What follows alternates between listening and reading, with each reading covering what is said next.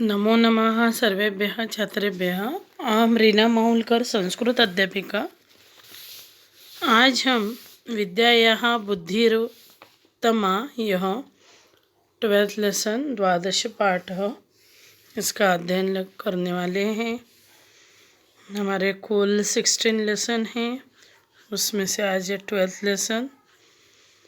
तो आपने ध्यानपूर्वक पढ़ना है बुक सामने रखकर, और शब्दार्थ नोटबुक में लिखने हैं, और एक्सरसाइज भी जो पाठ खत्म होने के बाद खुद होके सॉल्व करके देखा करो। और वैसे मैं वीडियो में लेने की कोशिश करती हूँ आज की।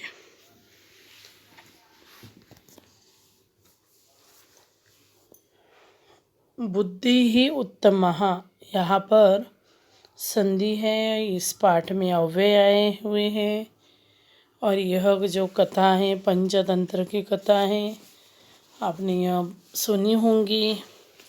पंडित जो कि शेर को, मरे हुए शेर को जीवित करता है, ये वाली स्टोरी इस पाठ के द्वारा हमें पढ़नी है। तो भी बुद्धि किस प्रकार से है, बुद्धि का हमें उपयोग करना चाहिए, और हमेशा ही बुद्धि यानी अध्ययन से ज़्यादा हमें बुद्धि का उपयोग करना चाहिए। पुस्तकी नॉलेज एक अलग होता है, यानी पुस्तकी नॉलेज का जीवन में किस प्रकार से उपयोग करना चाहिए, यह भी हमें व्यवहारिक ज्ञान से पता चलता है। तो पढ़ते हैं, बीच बीच में अव्यय आएंगे, वो मैं बताते जाऊंगी। पंचतंत्र की कथा है विद्यायाः बुद्धिः उत्तमा। प्राचीन काले कस्मिंश्चित् नगरे कस्मिंश्चित् नगरे चत्वारः ब्राह्मणपुत्राः परस्परं मित्रभावेन सह अवसन्। तेषु त्रयः बुद्धिहीनाः परन्तु शास्त्रे प्रवीणाः आसन्। एकः तु शास्त्रविमुखः परं बुद्धिमान् आसीत्। एकस्मिन् दिवसे ते अचिन्तयन्, तया विद्यया कः लाभः, यया धनार्जनं न भवेत्, अतः वयम् अर्थोपार्जनाय विदेशं गमिष्यामः। एकदा ते पूर्वदेशं प्रति गतवन्तः। मार्गे एकस्मिन् शिलाखण्डम् उपविश्य परस्परं संवादं कृतवन्तः। तेषां सुबुद्धिम् अकथयत्, अहो अस्माकं मध्ये त्वमेव शास्त्रविमुखः असि। विद्या विना धनादिकं न लभ्यते। वयं च स्वधनं तुभ्यं न दास्यामः। अतः त्वं निजगृहं गच्छ। द्वितीय अवदत्, एवं कर्तुम् उचितं नास्ति। एषः अस्माकम् अभिन्नमित्रं। ततः तृतीयेन कथितम्, आगच्छत् मित्र, अस्मत् उपार्जितस्य वित्तस्य त्वमपि समभागी भविष्यसि।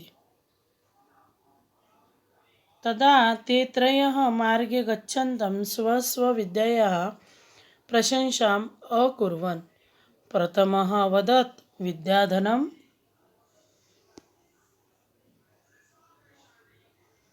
सर्वधनप्रधानं, विद्याविहीनः नरः पशुवत् जीवति। द्वितीय उक्तवान्, यः शास्त्राणि न अधीते तस्य सम्मानं कुत्रापि न भवति। ये स्वबुद्धिं प्रशंसन्ति ते अपि मूर्खाः इति तृतीयस्य वचनम् आसीत्। अग्रे वने गच्छन्तः ते कस्यचित् मृतसिंहस्य अस्थिनि दृष्टवन्तः। तदा प्रथमम् अवदत्, अहो अद्य विद्यायाः प्रयोगः क्रियताम्। अयं मृतः सिंहः अस्ति, एकः अस्तिनि संयोजितवान्, द्वितीयः तेषु चर्ममांसरुधिरं संयोजितवान्, तृतीयः जीवं सञ्चारयितुं तत्परः अभवत्। तावत् सुबुद्धिः तान् निवारयन् उच्चैः अवदत्, भो मित्र, एषः सिंहः अस्ति। यदि एषः जीवति तर्हि अस्मान् हनिष्यति। ततः तृतीय सुबुद्धिं प्रत्य अवदत्, धिक्मूर्ख, अहं स्वविद्यां निष्फला न करिष्यामि। सुबुद्धिः पुनरः अकथयत्, यदि एवं तर्हि प्रतीक्षस्व क्षणं यावत् अहं वृक्षम् आरोहयामि। यावत् सिंहः सजीवः कृतः तावत् सः उत्थाय त्रीन् अपि ब्राह्मणपुत्रान् हतवान्। तत्पश्चात् सुबुद्धिः वृक्षात् अवतीर्य निजगृहं गतः। सत्यम् एव उक्तं, मूल्यः वरं बुद्धिः न सा विद्या, विद्यायाः बुद्धिः उत्तमा। बुद्धिहीना विनश्यन्ति यथा ते सिंहकारकाः। इस प्रकार से आपको पहले तो पाठ का पठन करना है और यहाँ जो संस्कृत के शब्दों का अर्थ हिंदी में और इंग्लिश में दिया है वह आपने अच्छे से पढ़ लेना है, तभी उसका अर्थ आपको आएगा। अभी हम अनुवाद देखते हैं। सबसे पहला, प्राचीन काले कस्मिंश्चित् नगरे चत्वारः ब्राह्मणः परस्परं मित्रभावेन सह अवसन्। प्राचीन काले यानी पहले, पुराने समय में, प्राचीन काल में किसी नगर में, कस्मिंश्चित् नगरे किसी नगर में, चार ब्राह्मण कुमार यानी ब्राह्मणों के चार पुत्र परस्परम एक दूसरों के साथ मित्र भावेन मित्र की तरह मित्रता पूर्वक सह अवसन रहते थे। तेषु उनमें त्रयः बुद्धिहीनाः परंतु शास्त्र प्रवीणाः आसन्। उनमें से जो तीन पुत्र थे वह बुद्धिहीन थे परंतु उन्होंने शास्त्र में प्रवीण थे, यानी शास्त्र का उन्होंने अध्ययन किया था, उसमें वह निपुण थे। एक तो शास्त्र विमुख, परंतु एक जो था चारों में से वह उसने शास्त्रों का अभ्यास नहीं किया था, अध्ययन नहीं किया था। शास्त्र विमुख जिसने मुंह मोड़ लिया हो शास्त्रों पे, विमुख हो। परम बुद्धिमान आसन, परंतु वह बुद्धिमान था। एकस्मिन् दिवसे ते अचिंतयन्, एक दिन उन्होंने सोचा, अचिंतयन सोचा, तया विद्या कह लाभ, उनकी विद्या का क्या लाभ, यथा धनार्जनम न भवे, जिससे उनका धन अर्जित न हो, ऐसी विद्या का क्या फायदा। अतः वयम अर्थोपार्जनाय विदेशम गमिष्यामः, इसलिए यानी वह सोचते उस विद्या का क्या लाभ जिससे धन का लाभ न हो, इसलिए हम सब धन कमाने के लिए विदेश जाएंगे। विदेश जाना है ना, दूसरे गांव जाना। एकदा ते पूर्व देशम प्रति गतवन्तः, फिर उन्होंने एक बार वे पूर्व देश की ओर चल दिए। एकदा ते पूर्व देशम यानी पूर्व देश की ओर वे चल गए। प्रतियोगी द्वितीया, और जहाँ जाना है उसकी द्वितीया। मार्गे एकस्मिन् शिलाखंडम उपविश्यम, तो मार्ग में उन्होंने एक शिलाखंड के ऊपर बैठकर परस्परम संवादम कृतवन्तः, मार्ग में एक पत्थर पर बैठकर आपस में वार्तालाप करने लगे। तेषां प्रथमः सुबुद्धिम अकथयत्, उनमें से पहला सुबुद्धि को बोला, अहो अस्माकं मध्ये त्वमेव शास्त्र विमुख असि, हमारे बीच में तू एक ही शास्त्र विमुख है, यानी जिसने पढ़ाई नहीं की है। विद्या के बिना जो है हमारे बीच में, तुम ही एक मूर्ख हो। विद्या विना धनादिकम न लभ्यते, विद्या के बिना धन भी नहीं प्राप्त होता है। वयम च स्वधनम तुभ्यम न दास्यामः, और हम अपना धन तुम्हें नहीं देंगे। अतः त्वं निज गृहं गच्छ, इसलिए तुम अपने घर चले जाओ। द्वितीय अवदत् एवं कर्तुम उचितम नास्ति, दूसरा बोला ऐसा करना ठीक नहीं है।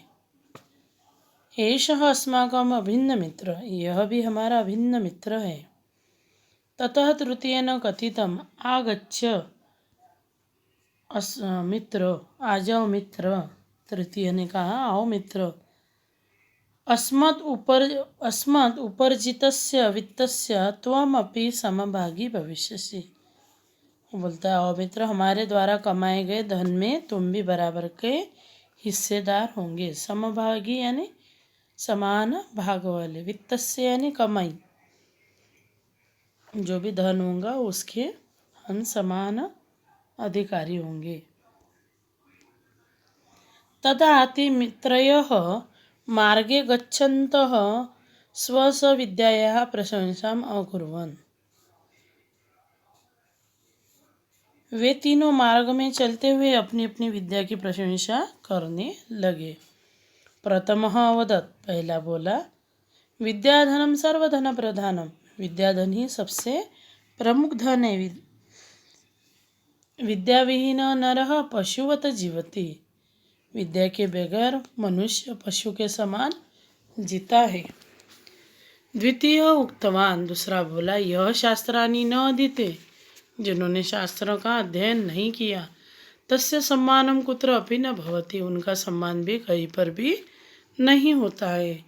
ये स्वबुद्धिम प्रशंसन्ति ते अपि मूर्खाः, जो अपनी बुद्धि से यानी जो शास्त्रों को नहीं जानता, उनका सम्मान कहीं भी नहीं होता है। जो अपनी बुद्धि की प्रशंसा करते हैं वे मूर्ख है, यह तीसरे ने कहा। अग्रे वने गच्छन्तः, आगे मार्ग में चलते हुए अग्रे यानी आगे, वने गच्छन्तः ते कस्मश्चित् मृतसिंहस्य अस्थिनि दृष्टवन्तः, किसी मरे हुए सिंह की हड्डियाँ उन्होंने देखी। तदा एक प्रथमः अवदत्, तभी पहला बोला अहो अद्य विद्यायाः प्रयोग क्रियताम्, आज हम विद्या का प्रयोग करते हैं, आज विद्या का प्रयोग करते हैं।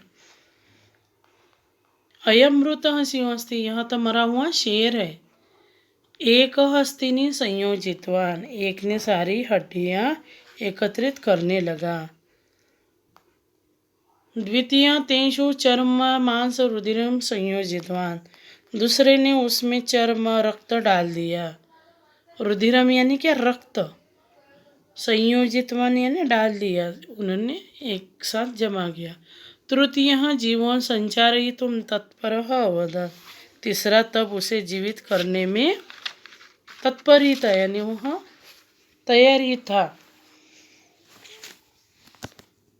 तावत सुबुद्धि तान निवारयन्, तभी सुबुद्धि ने उनको ऐसा करने से मना किया और जोर से बोला भो मित्र एषः सिंह अस्ति, अरे मित्र यह तो शेर है। यदि एषः जीवति, यदि ये जीवित हो गया, तर्हि अस्मान् हनिष्यति, हमें मार देगा। ततः तृतीय सुबुद्धिं प्रति अवदत् धिक् मूर्ख, अहम स्वविद्यां निष्फलां न करिष्यामि। तब तीसरे ने सुबुद्धि से कहा धिक्कार है मूर्ख, मैं अपनी विद्या को निष्फल नहीं करूँगा। सुबुद्धि पुनः कथयत् यदि एवं तर्हि प्रतीक्षस्व क्षणं यावत् अहम वृक्षम् आरोहयामि। सुबुद्धि फिर बोला यदि ऐसा है तो एक क्षण के लिए रुको, जब तक मैं पेड़ पर चढ़ जाता हूँ। वृक्षम आरोहामि, आरोहामि यानी चढ़ना। यावत् सिंह सजीवः कृतः तावत् सः उत्थाय त्रीन् अपि ब्राह्मणपुत्रान् हतवान्। जब सिंह को जीवित किया तब ही उसने उठकर तीनों ब्राह्मण पुत्रों को मार डाला। हतवान यानी मार डाला। तत्पश्चात सुबुद्धि वृक्षात् अवतीर्य निज गृहं गतः। इसके बाद सुबुद्धि वृक्ष से उतरकर अपने घर गया। वरम सत्यमेव उक्तम, सच ही कहा गया है। वरम बुद्धि ही न सा विद्या, बुद्धि श्रेष्ठ है विद्या नहीं। विद्यायाः बुद्धि उत्तमा, विद्या से बुद्धि उत्तम है। बुद्धिहीना विनश्यन्ति, बुद्धिहीन का वैसे ही नाश होता है जैसे यथा ते सिंह कारकः, जैसे सिंह को जीवित करने वालों का हुआ। यानी जो जीवित करने वाले थे शेर को, उन्होंने क्या किया था?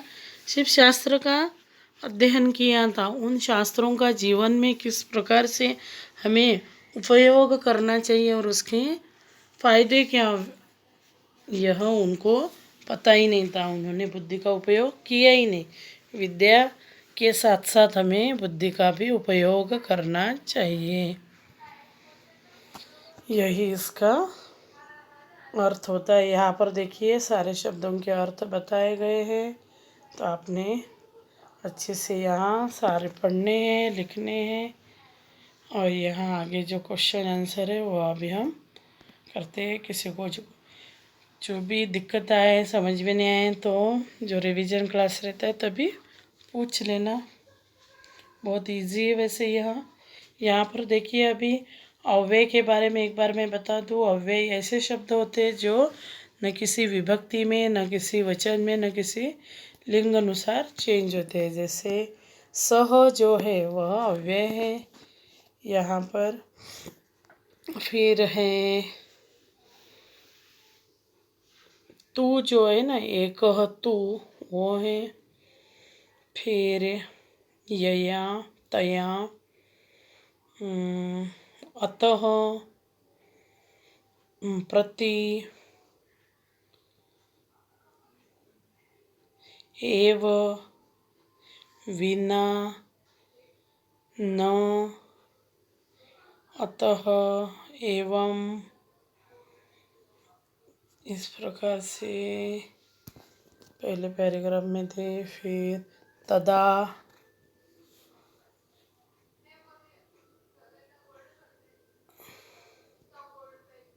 इति,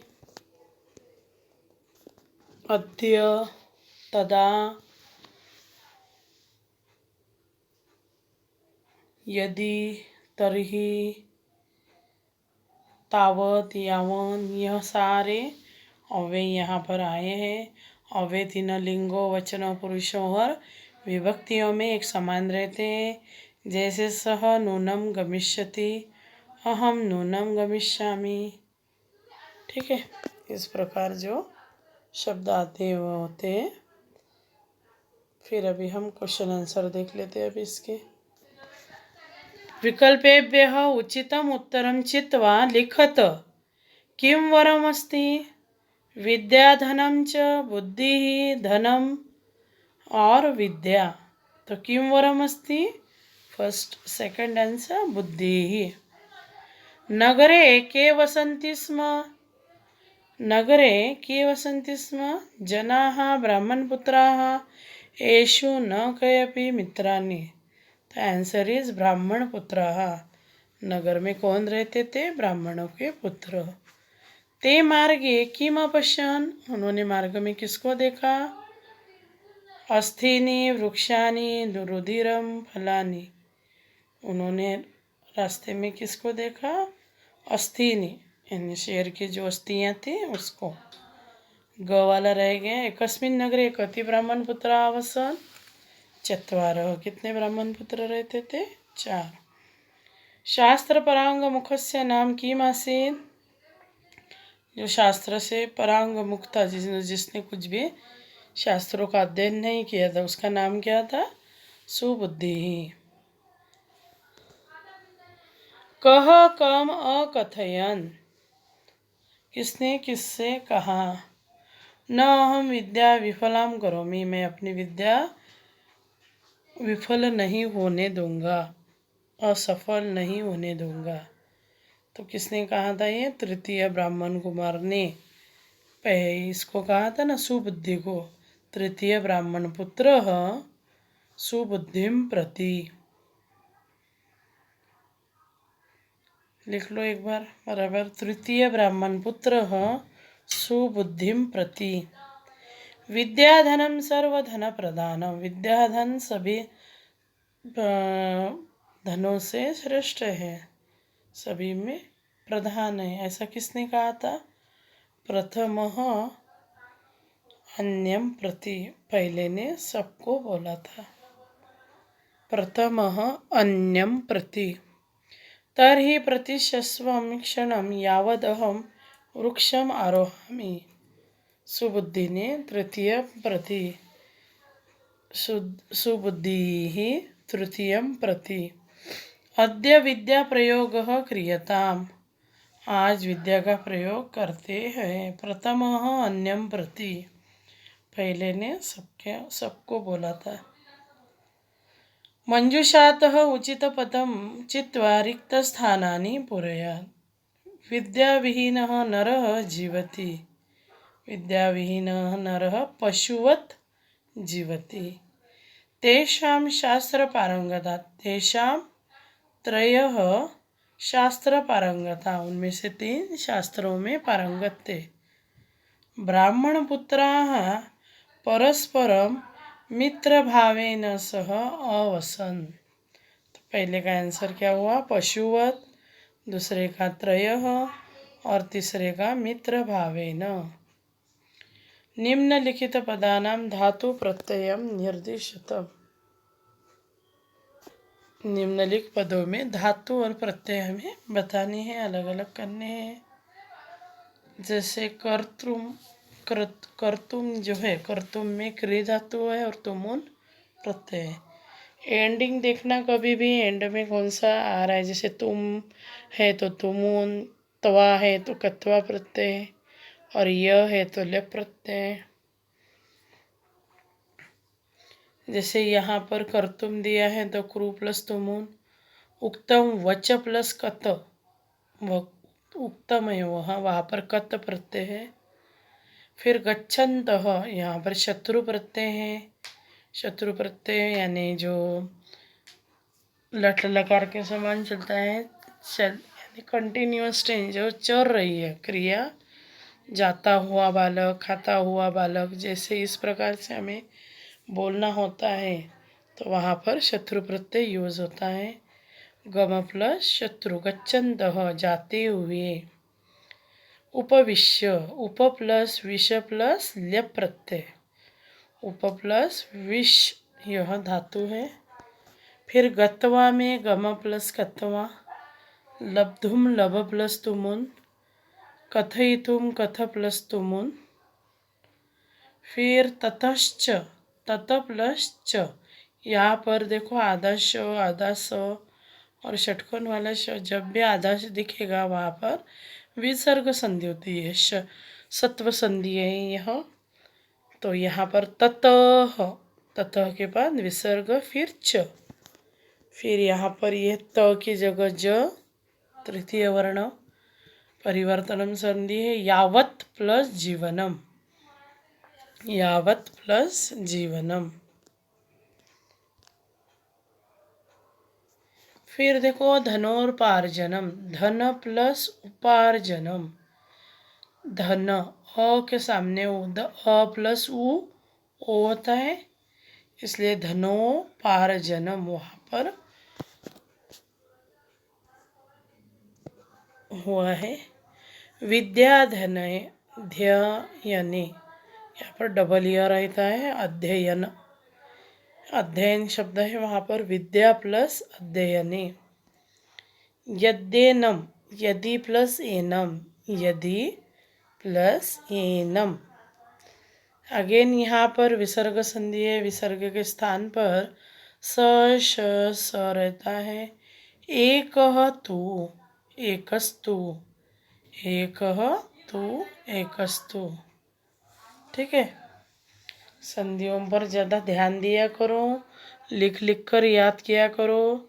जितने भी उदाहरण हैं संधि के पूरे लिखा करो और बिना देखे लिखने की कोशिश किया करो। बुद्धिहीन संस्कृत भाषायाम अनुवादम कुरुत, संस्कृत भाषा में अनुवाद कीजिए, ट्रांसलेट इन संस्कृत। यहाँ पर आपको जितना ज़्यादा से ज़्यादा शब्दों का नॉलेज होगा उतना ईजी आप संस्कृत में करोगे। बुद्धिहीन का विनाश होता है, बुद्धिहीन का की के कर्ता कारक का जो टेबल है कर्ता ने कर्म को तो संबंध का की के याद होना चाहिए आपको। तो बुद्धिहीन विनाशः भवति या फिर विनश्यति, बुद्धिहीनः विनश्यति। मेरी विद्या व्यर्थ नहीं करो, मेरी विद्या मम विद्या व्यर्थ व्यर्थ न नहीं करो, न करो तू, मम विद्या व्यर्थम न करो तू। करो यहाँ पर ऑर्डर दिया है उसने, विनंती की है, तो यह लोट लकार में होगा।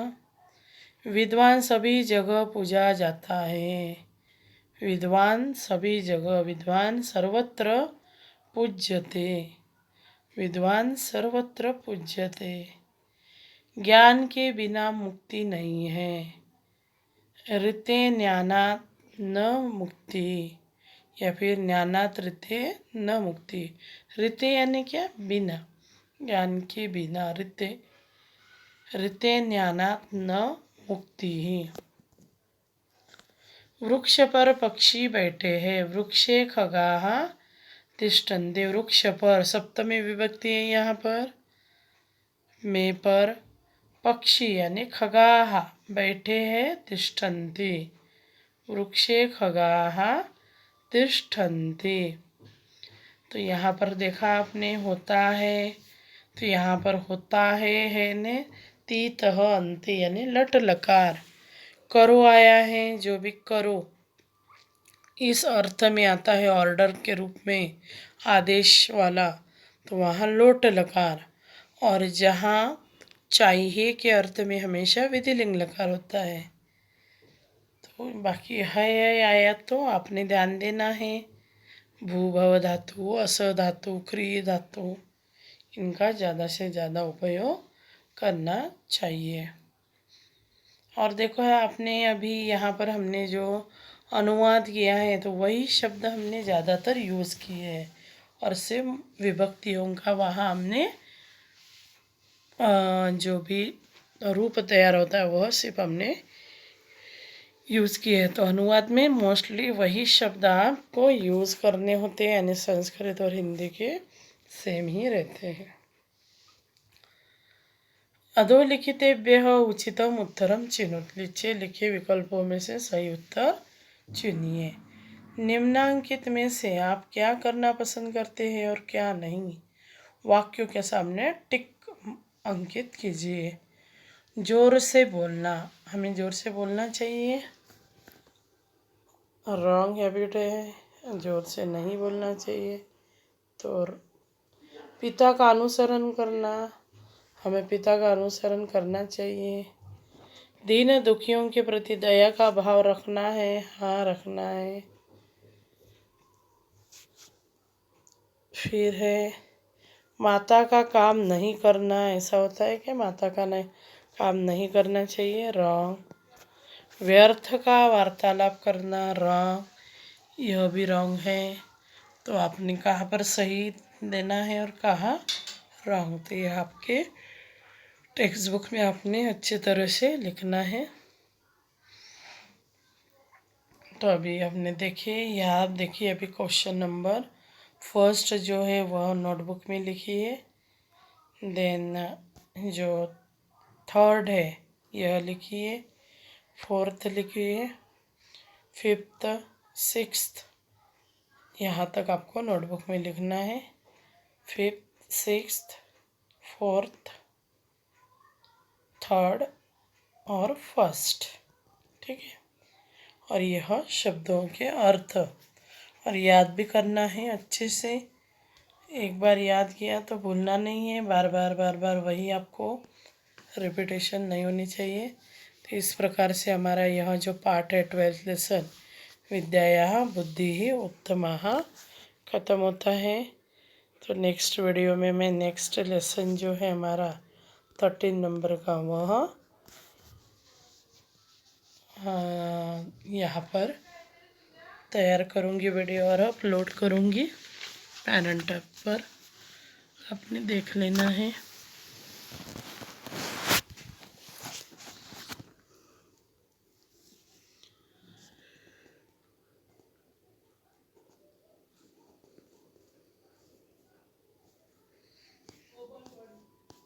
और यहाँ जितने भी अव्यय आए हैं उसको अपने पेंसिल से गोल करना है। जैसे यहाँ ततः, धिक, फिर यदि, तर्हि, यह जो शब्द आए हैं वह उनको आपने ध्यान में रखना है और उसके ऊपर वाक्य बनाने की कोशिश करनी चाहिए। तो वे आपको फिल इन द ब्लैंक के रूप में आते हैं। उचित अर्थ के अनुसार हमें अव्यय लिखने होते हैं। तो यहाँ पर अभी आपने ट्राई करना है, जैसे यहाँ शब्द दिए हैं तो वैसे आपने भी लिखना है।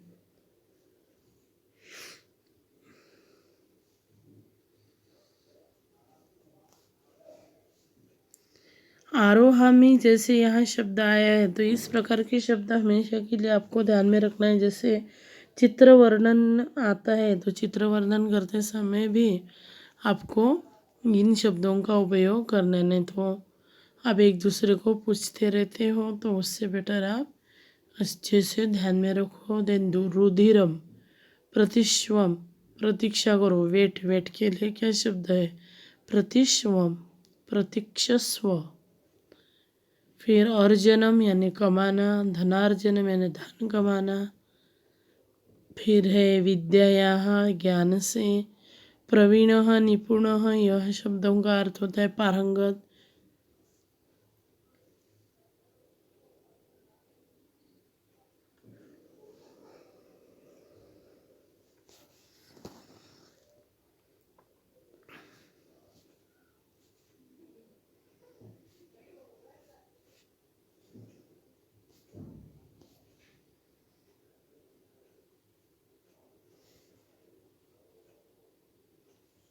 जी, यह स्टोरी है इसलिए यहाँ पर लंग लकार का उपयोग ज़्यादा हुआ है। लंग लकार ही आपको स्टोरी में दिखाई पड़ेगा। पर संवाद जो से हमने आज पढ़ा था संवाद, और संवाद हमेशा लट लकार में होता है। तो इस प्रकार आप यह भी देख सकते हो संवाद कृतबंध। तो यहाँ पर जैसे संवाद स्टार्ट होता है यहाँ पर लट लकार का उपयोग हुआ है। लभ्यते, असि, दास्यामः, न अस्ति।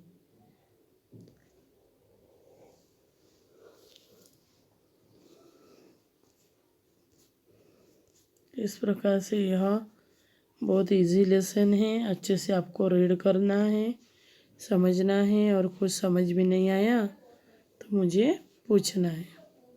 ओके, तो यहाँ पर मैं अभी समाप्त करती हूँ।